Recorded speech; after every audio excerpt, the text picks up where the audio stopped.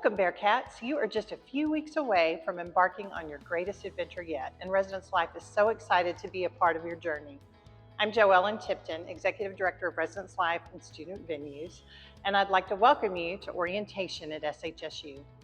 Topics being covered today in this session include the FERPA privacy law, how to have a stress-free move-in session, and what you can expect by living on campus. Thank you for being here today, and we look forward to seeing you very soon. Hey Bearcats, my name is Angela Kizzee and I'm the Off-Campus Living Coordinator for SHSU Residence Life. I will be your go-to person for all things off-campus living. As an upperclassman, you have the choice to live wherever you like. If you have placed a housing deposit to live with us on campus, this information is for you. Let's talk about FERPA and your rights as a student. FERPA is a federal privacy law. Any student information will only be released to the student directly. Students can complete a consent to release by going to the Residence Life office. This release form allows you the ability to have Residence Life speak to your parent or other party on your behalf. It's helpful if you have asked your parent to help you navigate with room selection, your housing or dining account balance, or any roommate disagreements. Remember that without written consent, the staff at Residence Life cannot speak with anyone other than the student while residing in the residential facilities. Each department has ownership over specific information, so the student may have to complete a release form with the other departments such as financial aid. For those of you that are residing on campus, move-in will be January 12th through 14th by appointment only. Students should have received their check-in appointment email already with instructions on how to grab their preferred move-in time. If you haven't already, now is a great time to touch base with your roommates and coordinate what to bring.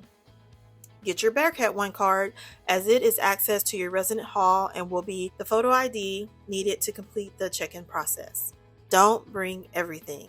Some items you should bring include, for those moving into Copper Village Apartments or San Jacinto Studio Apartments, you will need full-size bedding and can bring any cooking appliances as you will have a full kitchen and no required meal plan. All other locations will require a twin XL bedding, shower curtain, trash can, and cleaning supplies. Students will have to clean their own spaces, so have your Clorox wipes ready, a drip coffee maker or Keurig, a flashlight with batteries, and an alarm clock, as emergency preparedness is always important. We can never plan for weather events, and your phone being dead will not be an excused absence from class. A power strip for extra electrical devices. Remember, extension cords are a chargeable violation. You cannot plug one power strip into another or have multiple in one outlet. Some items to leave at home include personal Wi-Fi routers, as this interferes with the university network, plug-in string lights, except for those that are battery operated, candles and incense, all cooking appliances as you will be using your meal plan, weapons, and valuables. If it can't be replaced, leave it at home.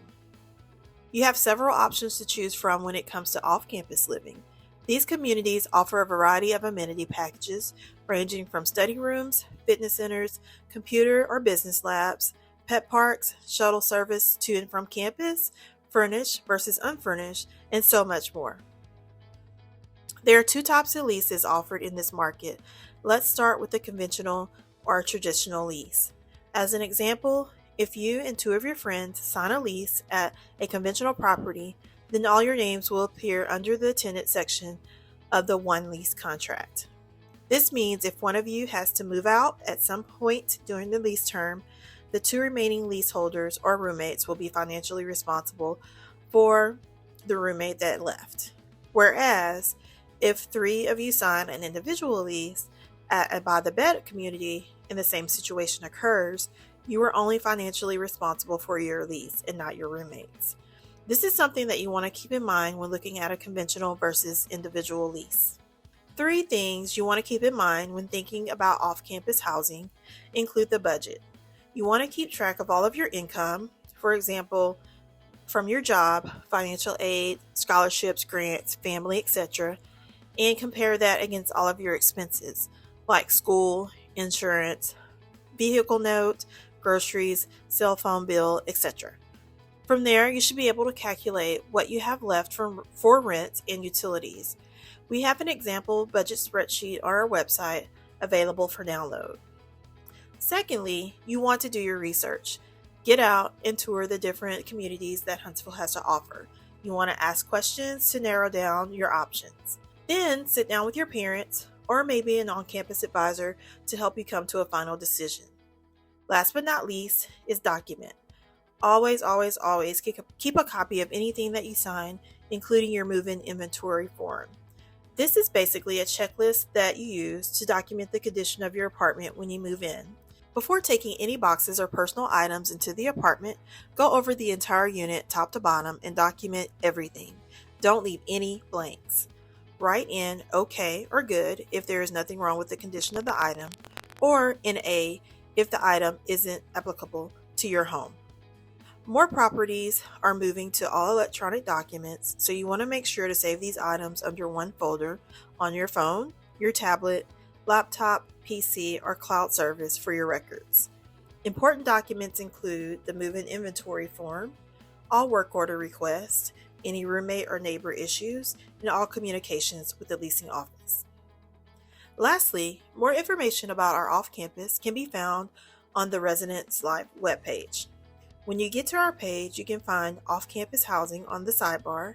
Here, you want to look for different resources, including our apartment listings, a link to apartment reviews, which is definitely something that you want to investigate prior to signing a lease, and contact information for the legal and mediation services housed here on the main campus. They offer services free to all SHSU students. Thank you so much for your time. If you have any questions, head on over to our website or feel free to jot down or snap a picture of my contact information on this slide. We are also on all social media platforms with the handle @SHSU ResLife. Thank you so much. Eat 'em up, cat.